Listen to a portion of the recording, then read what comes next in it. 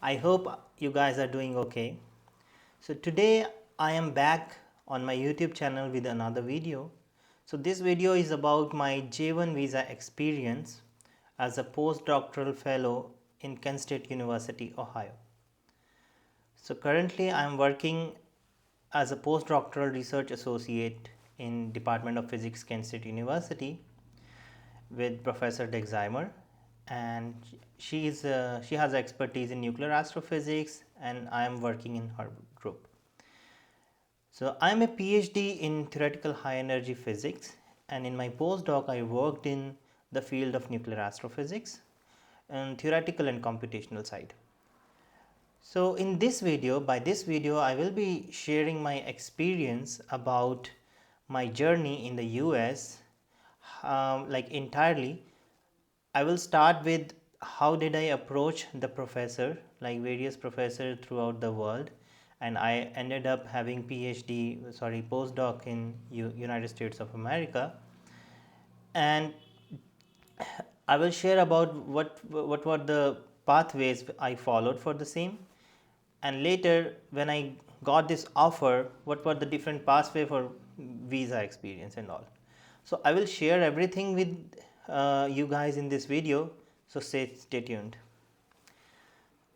So let's start with this presentation. So before going deep into the presentation, I would like to tell, like, this is a disclaimer from my side that I am not a consultant or a legal advisor. So please don't take me seriously, do your own research, and the information shared is based on my personal experience as a J1 visa holder. Please verify all information independently from official sources or consult a professional for specific guidance. And always refer to the US Department of State or relevant embassies website for the most accurate and up-to-date details. So nowadays they are changing the visa rules and all these immigration rule dynamically, so you have to keep checking all the related information on the websites. I will share a few recent updates about J1. So what about my background and motivation? As I told you, I'm a PhD in physics, especially in theoretical high energy physics, as well as computational part is in it. And I did my PhD from Dr. B.R. Ambedkar National Institute of Technology, Jalandhar.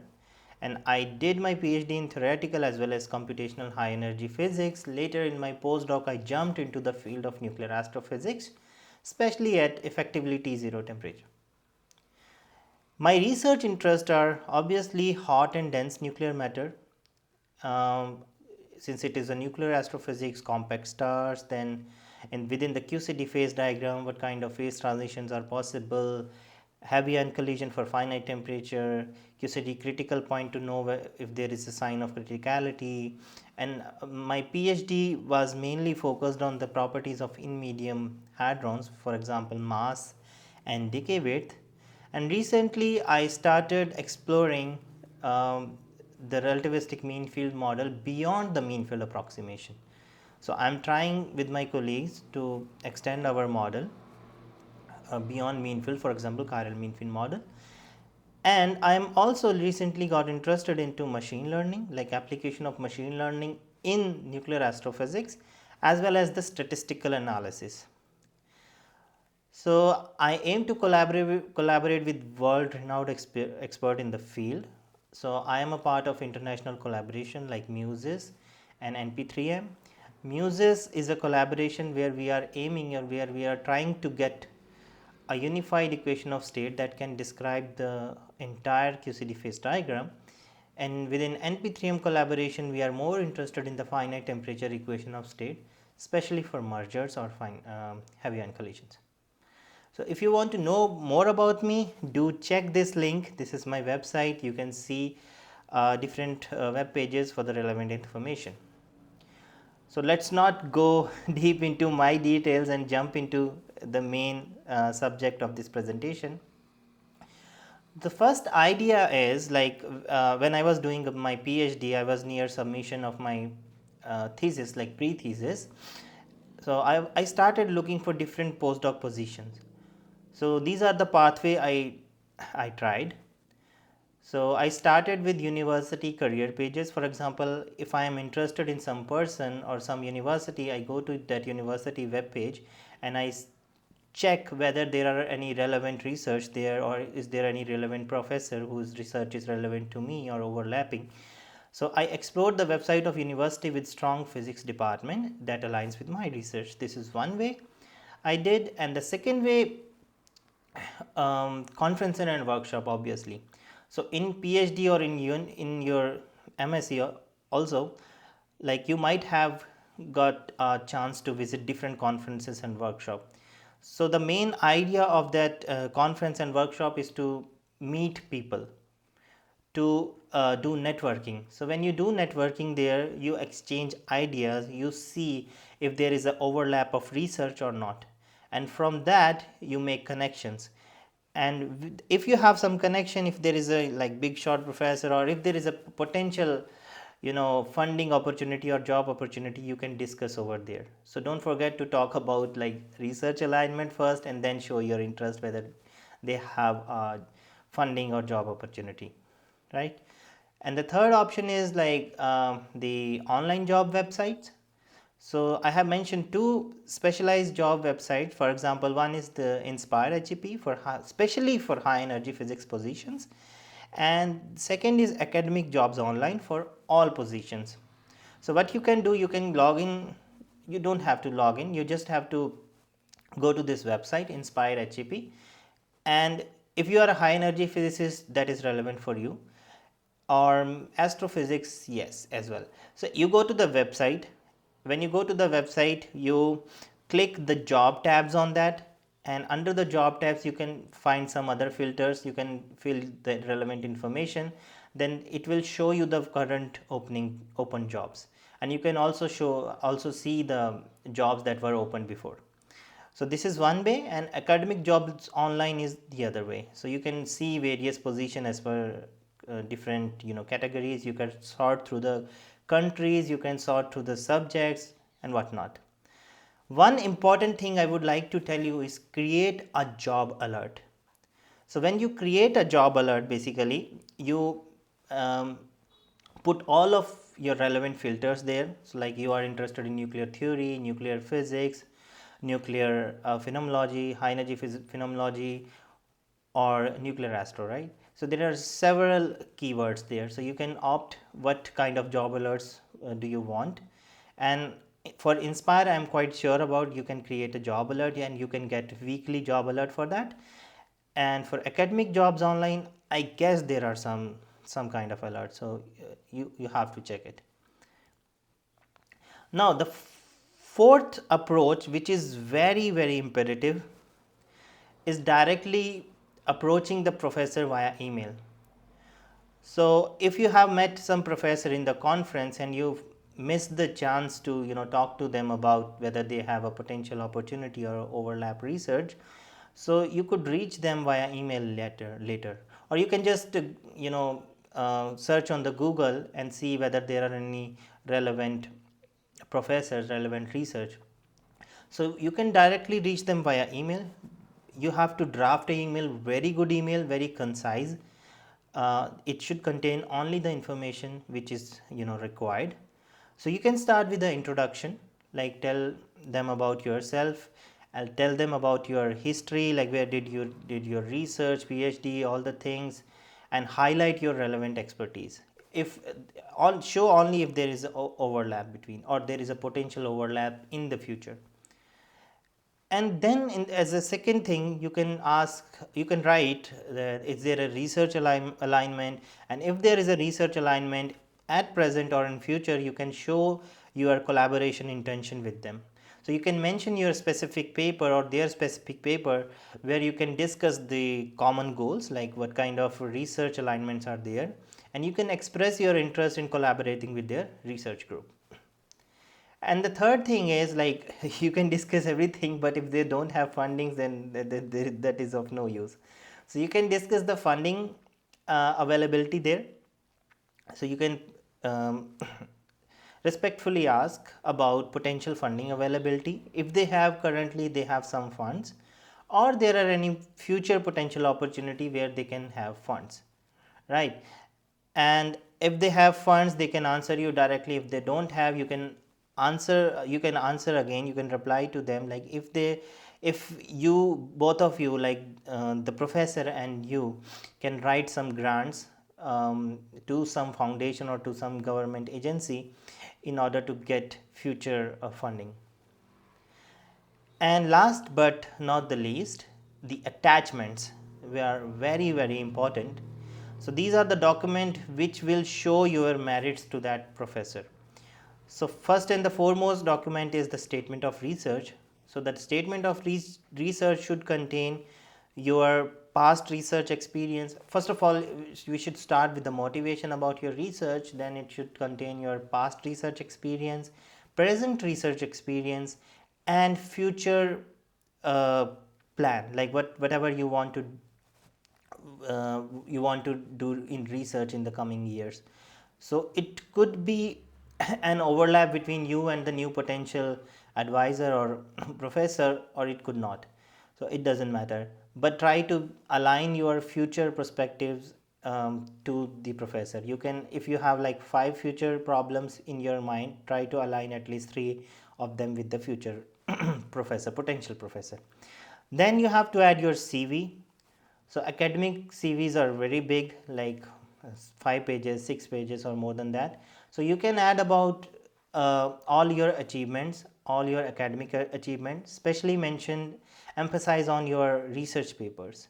In your research paper, write a short summary about your each paper, like what was special about it, in the list of publication, and highlight your special papers you want to sell, and also highlight about them in the statement of research.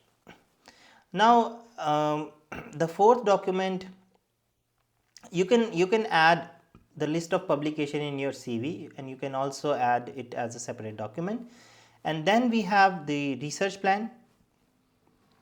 If they ask you about research plan, then you can add, otherwise there is no need. So research plan contains, if you are joining a university in the future, or you are intending to join, like you are submitting some application form, then what you can do, you can write, okay, I am interested in these areas.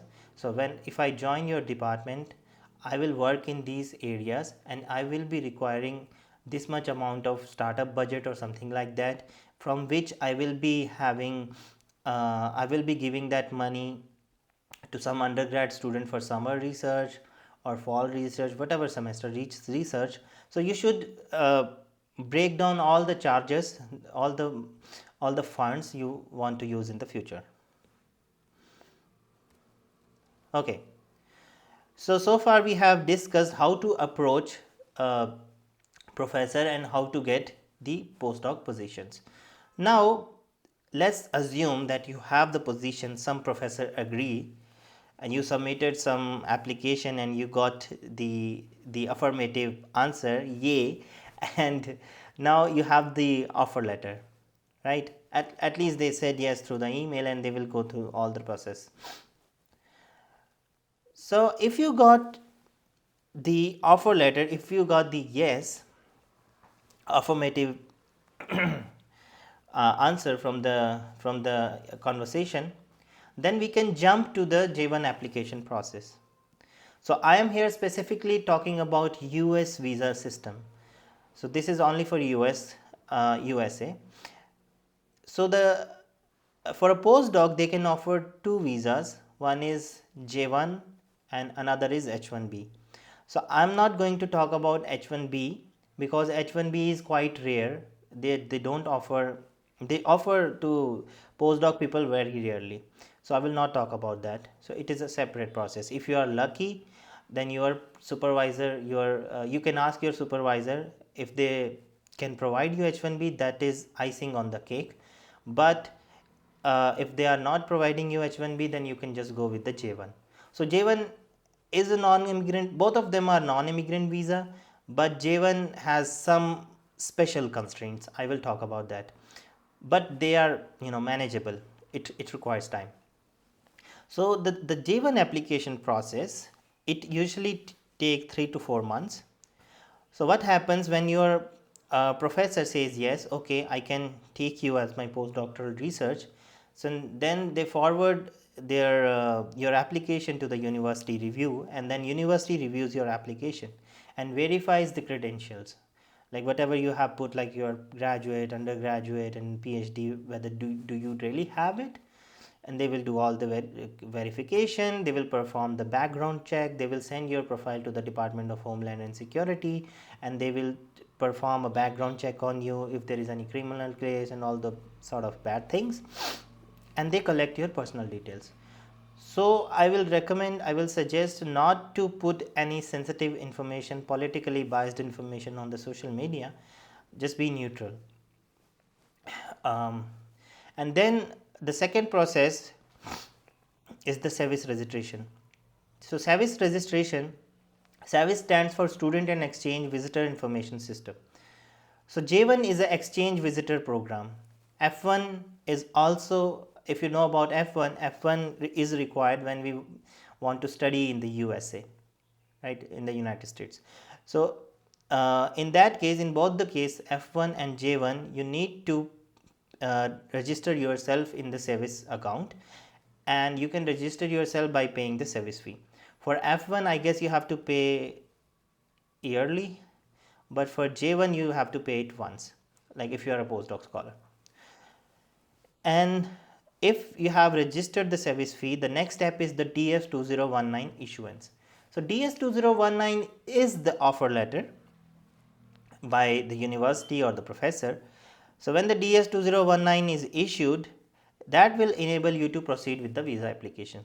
So that is the document that you have to take to the visa application center where you will be having your visa interview. So in order to get issued this DS2019, your PhD defense should be completed. At least for my case, it was the condition. So once you have the DS2019 offer letter, then you can jump to the next steps. But before that, I would like to tell you more about the J1 visa, right? So J1 visa is a non-immigrant visa. So non-immigrant visas are the visas like where your intention, where you go to US just for some specific purpose, for example study or job, that's it. You cannot claim immigration on that visa, so you have to return to your home country after going through, after completing your study or job. So non-immigrant visa are for educational and cultural exchange visitor, which provides opportunity for researcher, teachers, and professional to gain experience in the US. And it basically promotes cross-cultural understanding and international collaboration, and it requires sponsorship by a US Department of State approved organization.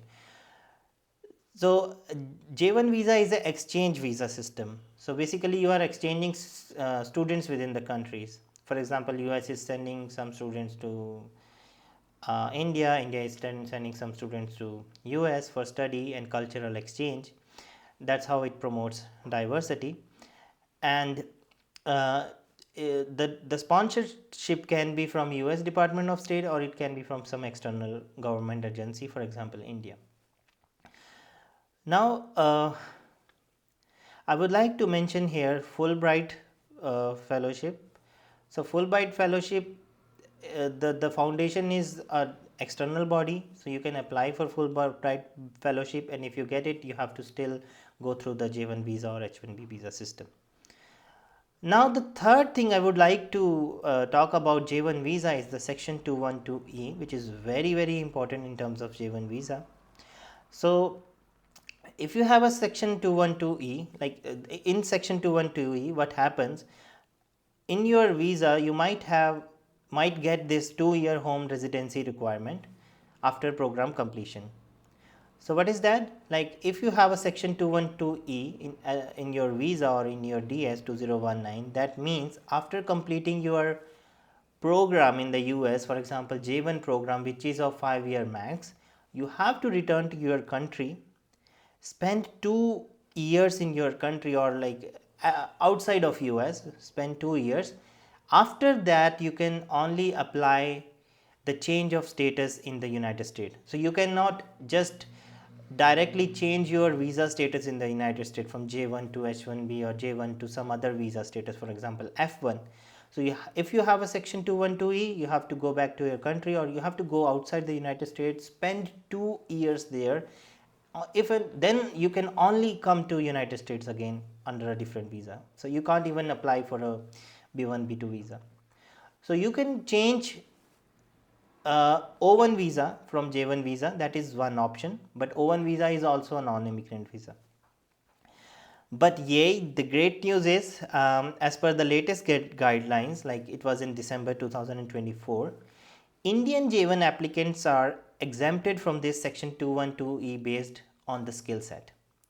So if you reside under some specific skill set, and if you are from India, then you can just you are exempted from this this constraint. So you can know more about by clicking this link, and you can know more about section 212E. So I am Indian, so I know more about Indian. You can just click on the website and see the relevant information for you. And also I would like to talk about the waiver process here. So it is not that if you have a 2-year home residency, then like everything is done, like you have to wait for 2 years. This is not true. So there are some processes by which you can get waived of this condition, and the process is called J1 waiver. So J1 waiver has usually 3 stages. One is stage 1, stage 2, stage 3. Stage 1 is where you are in US and you talk to your Indian embassy. You exchange some forms like biodata and some affidavit, and they attest everything. So that is stage 1, which takes around 30 days. And then there is a very important step which is called stage 2. For India, the step is called NORI, no obligation to return to India. So in which what you do, you request the State Department, MHRD, as well as Regional Passport Office, 3 different bodies in your country, in India, and you request them to get a no obligation to return to India certificate. Like they have no obligation, no constraint if you don't want to return to India. So you get clearance from MHRD. This is that is a online system. It is very easy.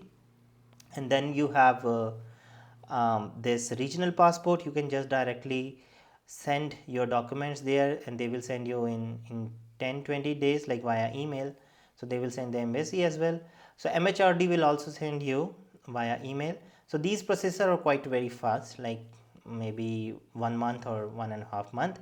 Then the main step is the state government clearance. So you have to talk to your home state, Department of Home Affairs in your state, and they will send your documents to your district, and the district collector will verify all the information they require, and after that they will issue a NORI certificate to you, and they will submit the NORI certificate to the Department of Home Affairs, and Department of Home Affairs will submit it to the embassy. So that is very important step, and it takes around, for me it took around 1.5 years. So it can take like it depends upon like different states. So these are the way you can get J1 waiver. So that was stage 2, and then you can jump to the stage 3 once you have NORI.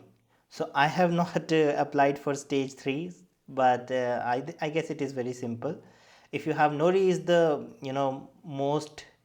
NORI is the hardest part in that. So so right now I am not sure about whether I am really exempted from section 212E as per the latest guideline on December 2024. So I have applied, I have asked the government, US government, for extra advisory opinion. So you can just Google advisory opinion on J1 waiver, and they will tell you whether you really require or not. Since the rule was changed recently, so it was not very clear whether it is really waived for a particular applicant or not. So I am just double checking all the things. Okay. So what do you need for J1 applications? So you need some essential documents. As I told you, you need offer letter, which is DS2019 form. then you need service fee receipt, and then you need all your academic transcripts, like all your grad, postgrad and PhD. And then you should carry your research proposal, whatever research proposal you gave to the university or the professor where you are intending to join. And then you should have your passport, obviously. And in addition to that, you should carry your bank statement with good balance, like 6 lakh, let us say. It is not required because this is a sponsored job, so your DS 2019 contains all the information about that, what kind of, how much funds you will be getting when you get into the US, but still it is safe to carry the documents. If you have all these documents, then the next step is filling the DS 160 form. So people confuse DS 160 with DS 2019 form. DS 2019 is specifically an offer letter for J1 applicants. DS 160 is a very general form. Anyone who wants to go to the US, like any kind of visa, they have to fill this form. So it is an online non-immigrant visa application form. So you can put your personal details and all your travel plans on this form, and you can find this form on the CEAC website. So if you don't have a surname in your passport, be careful. In US application, you need a surname. So what they do in the DS 160 form, it is very clearly written. They put your given name as a surname in the US visa, like DS 160 form, and they left your given name field blank. They put it FNU, first name unknown. So don't forget to make this change. And what next? And then DS 160 form is a comprehensive form. It might take like half hour or 1 hour to fill that, no, maybe more than that. So first check some YouTube video, like what kind of information they are asking in that, and prepare all the information beforehand, and then you start with this DS 160 form. So yeah, now if your DS 160 form is ready, then the next step is scheduling the visa appointment. So you can go to the visa appointment portal. You can register on the US Embassy Consulate website for your country. For India, it is mentioned in the slides, and you put all your information. You put your DS 2019, DS 160, what else, service fee. You put everything. You put your visa category, and after that, be careful about what you are putting. It should match with the DS 160 documents and DS 2019, and then you put the MRV fee payment. So you can pay the visa fee online using different options. Now once you have paid the fee, the appointment scheduling window will open, where you can select your, so there are two appointments. If you are going to the US for the first time, there are basically two appointments. One is VAC appointment for biometrics, and the other is the US consulate appointment for the real visa interview. So you can schedule your VAC appointment, and then you can go to the next appointment you can schedule for the US consulate appointment. So right now, like, so many applicants are applying for visa in different categories. So in view of these huge application, I will advise to plan your appointment 6 months in advance.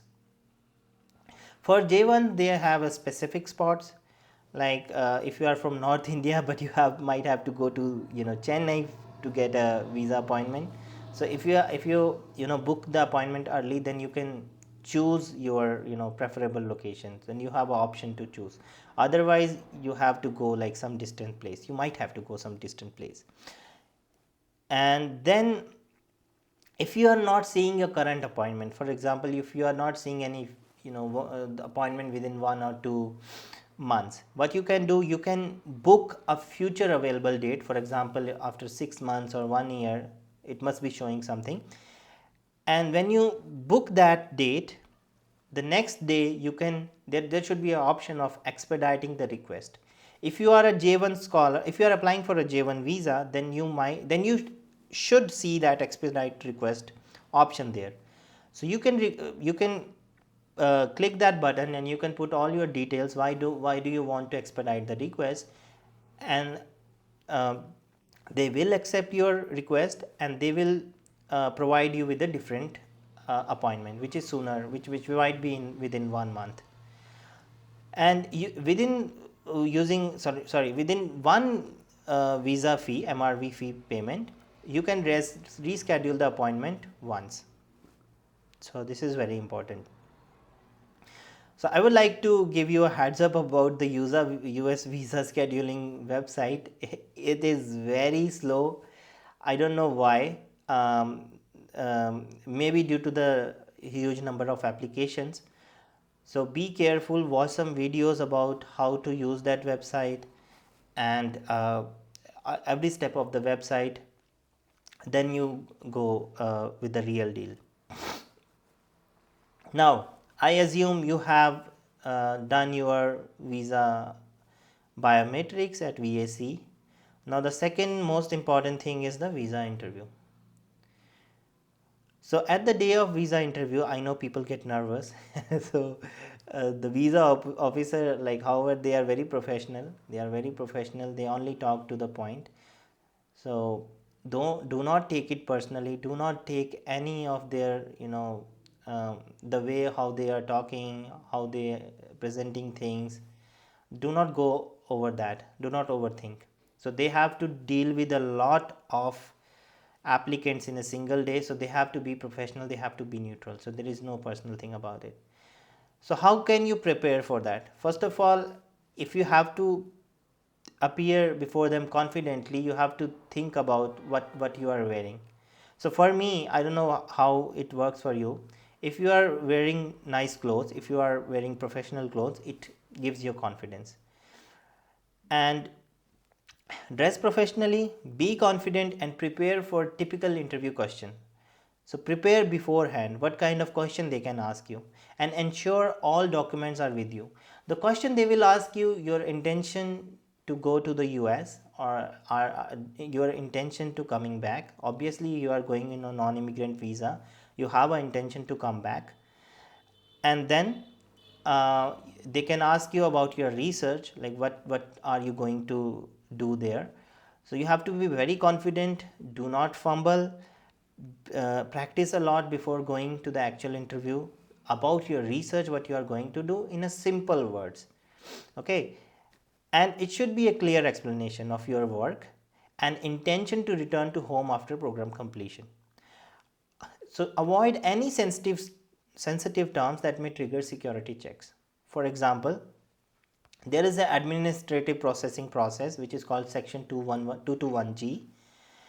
So if they are not confident about your visa application for some XYZ reason, they will put you in additional, they will right away reject your application without giving any reason, or they can just put your visa application in administrative processing section 221G.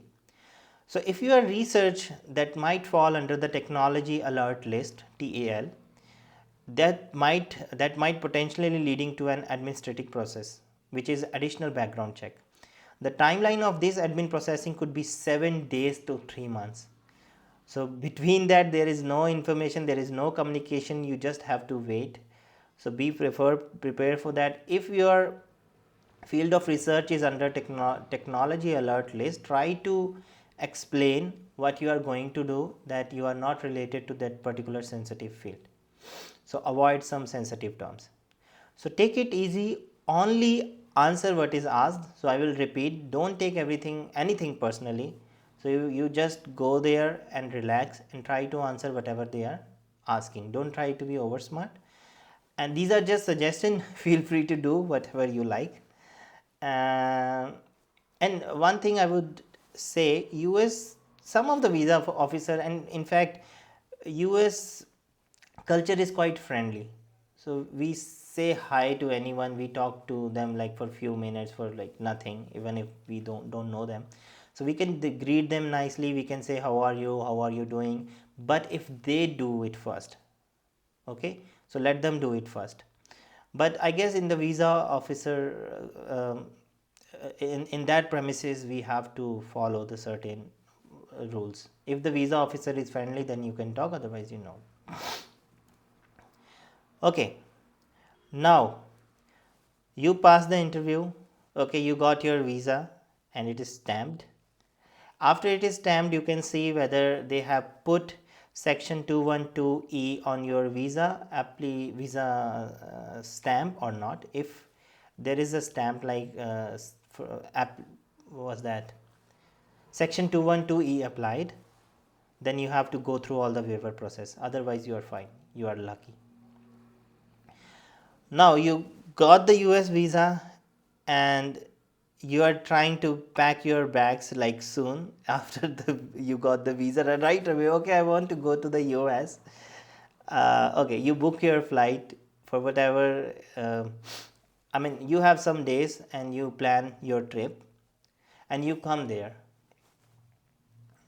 So I hope you guys know about the plane bookings and everything. So from here I will talk about my first impression in the USA. So I came in the United States on March 2022, and I will share my experience with you. So I am let me tell you my background first. So I am from a village in Hoshiarpur. It is kind of a remote area in Hoshiarpur in Punjab. So I have not practiced much, English conversation with with people. So we don't have this culture here in South India. We don't do have, but in North India we do not have. So I was lacking these communication skills, like how to talk in English, how to convey my feelings in English. So when I came here, when I landed in the United States, so the experience was kind of a mix. It was a mix of excitement as well as nervousness upon arrival. So I landed at the airport. I remember I was hungry and I went to some.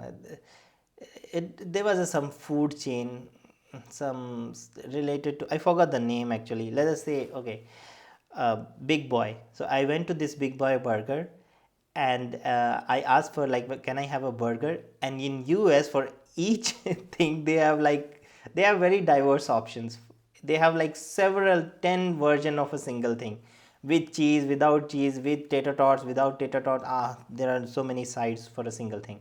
So I was confused and I asked like, can I have this? I saw a picture and I said, okay, can I have this thing? And she replied, she was a lady, and she replied in her American accent, and I could not figure out what was that. And I asked her again politely, and then she again said the same thing in the same accent, and I could not figure it out again. And then I said, in my mind, I said, okay, okay, that one. Then I got that burger with the curly cheese, with the curly fries, so the potato fries. So that was my one of the first impression in the United States. So there are cultural differences. Obviously, there are language nuances and social customs. So I will talk about that. Then I moved to the immigration and custom. So I navigated through immigration and custom procedure, and I found the staffs to be very helpful and welcoming. So they are very good. So they just asked me about like why you came to United States, like where are you going, like simple question. They didn't ask me much. So don't try to be over smart, just say the things right away. And do not, they are very friendly. They are not there to like ban you or deport you. They are there to, help you out. So if you have everything, you should be able to uh, go through that. And take all of the documents with you. Do not forget your service document, your DS2019 document, your DS. You don't need DS160, but you should carry all these documents with you, whatever you had uh, during the time of your visa application. So you should also have the soft copies of those documents with you. Okay. Next is the cultural differences. I would like to talk like for first 1 month I realized that thing. So the West is more about privacy. So people like to be more private. In India we like to talk to people. We want to gather somewhere in the village or in the some restaurant and talk about life and backbite about everything about some persons. But in the West, it is not a culture. So they prefer private life. They are more into their rooms. So at around evening like 6 p.m. you can't see a single person. They mostly resides in their home, and they, if they are outside, they are just traveling, jogging or doing exercise. Otherwise they don't have like these cultural things like us in India. So you will miss the community things there, you will miss people, community, you will miss the conversations. And there are other several language nuances, like we talk in a different terms here in India. Like we say, okay, how are you doing, and we talk a lot about it. And when we talk in English, like there are some, how is the day, how is the weather, and all these things we talk about. The wind is chilly, all these things. But in India we are more open. So there are some language nuances as well as social customs difference. There are some pros and cons in India and India and US in terms of these things. Now, my experience during the first year in the United States, I will like to share with you guys that I experienced the imposter syndrome. So whenever you go to some different company or different job profile, I think everyone feels it, everyone gets it. Imposter syndrome is like you have achieved something which you are not capable of. Okay, so your mind tells yourself you are not capable of getting this, you are just here by chance. So you struggle within your mind. So I felt uncertain about belonging in competitive research environment. But this improved as I started contributing to the group. So when I started involving in the group there, it took like maybe 3-5 months there, and I started contributing to the group, my research group.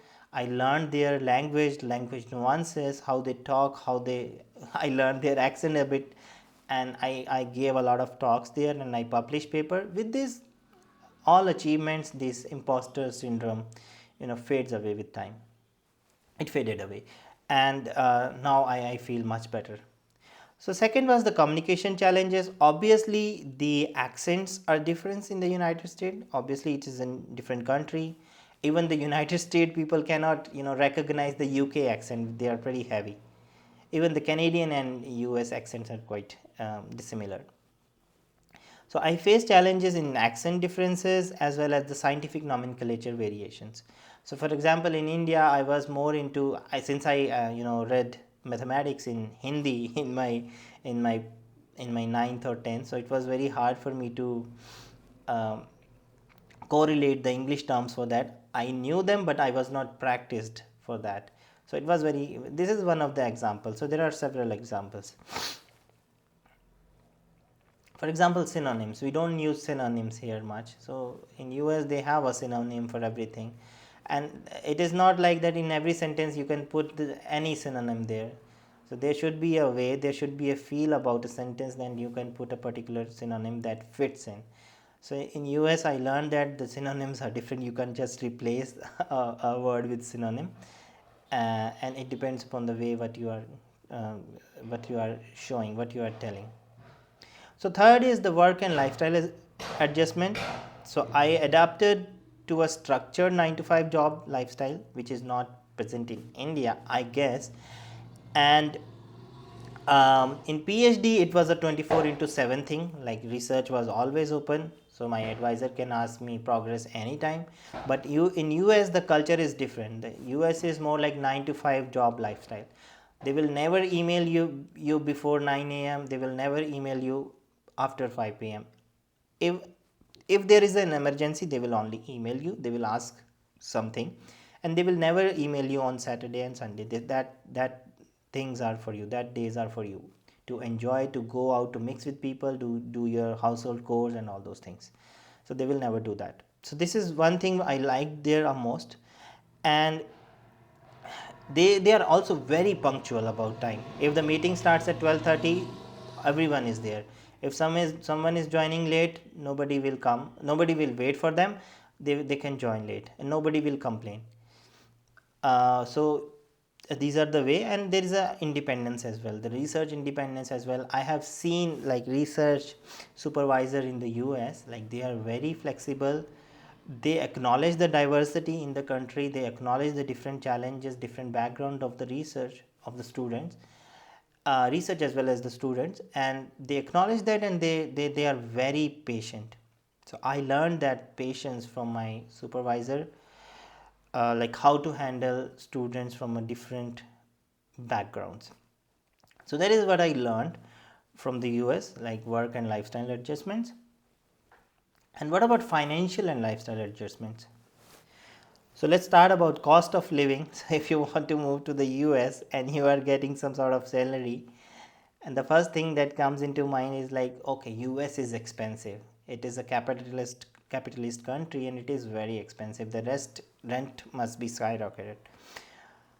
So yes, the cost of living is high as compared to India. So, but you, as a postdoc, I think you get enough money to cover that. But if you compare the rent in US with India, it is very high.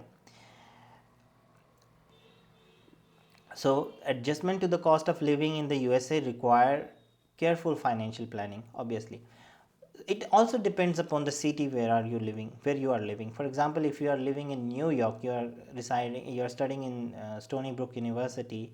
Obviously, the nearby complexes must have the very high rents. So that could go around 2000 or 1500 a month for single room. But if you are in a university like Kent or like Columbus, the rents are not high. So you can get the same apartment, like 1 BHK apartment for around 800 or $900 per month, which is again a lot, but it is very cheap in comparison to other cities in the US. So the rent is quite high there. Second is housing. Uh, so you can rent a single, like 1 BHK, and or you can share with other people. So I was sharing with other people, like one person. He's a very good friend of me now, and then we rented an apartment, 2 BHK apartment for $1,000 a month. So we share like $500. Then third thing is the transportation. The transportation in US is very bad. There is no public transportation. So I would say around the campus, like there are some transportation services, like some bus services, but they don't go far. They don't go to the next city. So you have to communicate by your own, commute by your own, by your like going through Uber or by asking some friends. So um, so in a countries in a states like New York or New York City, there are subways. There is a very good proper commuting system, but in most of the US we don't have a good transportation or commuting system. So you have to rely on Uber or different taxi services. Fourth is budgeting. So you are getting some amount, you have several expenses. So for example, the main expense is your cost of living, which is housing. Then you have a transportation.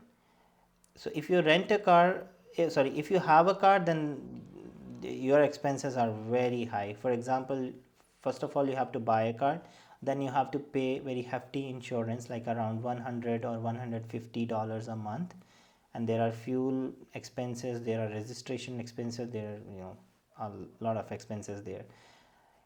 And what else, you have to also purchase health insurance, which should be around $180 a month.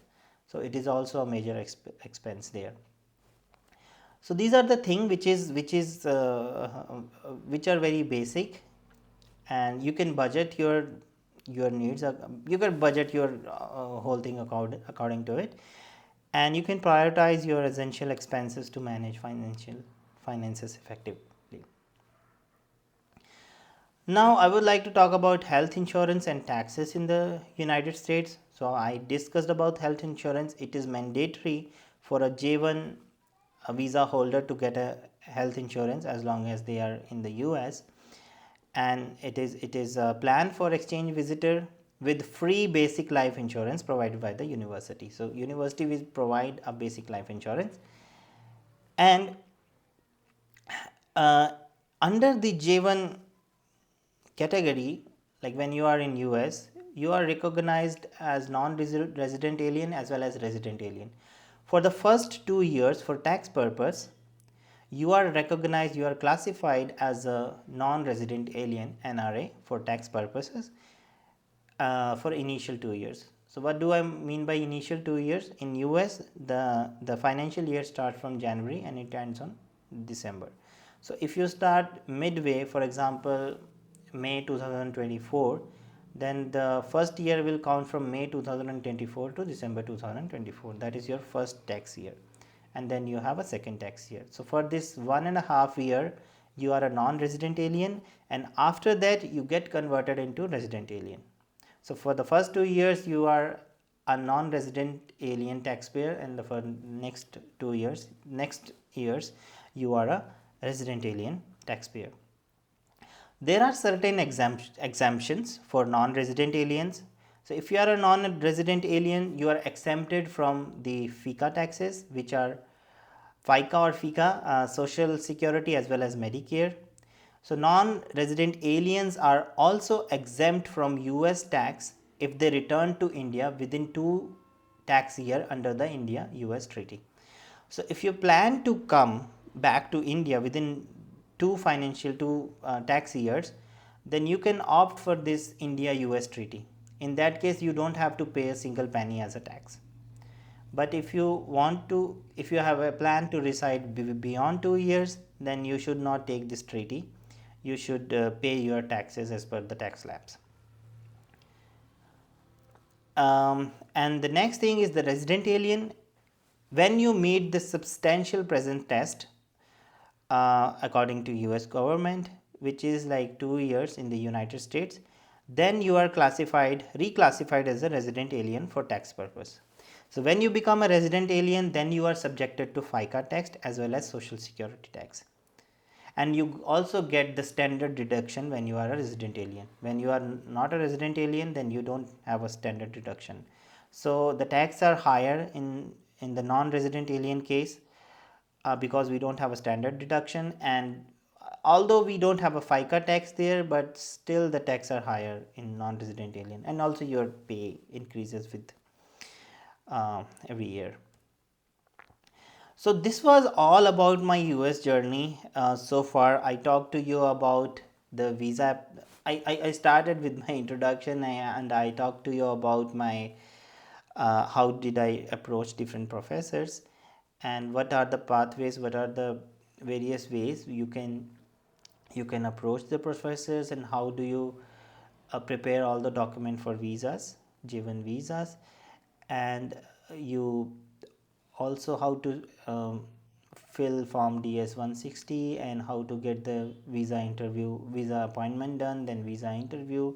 And I also shared my experience about different experience, like cultural experiences in the US. Also I shared about insights about how to manage your budget.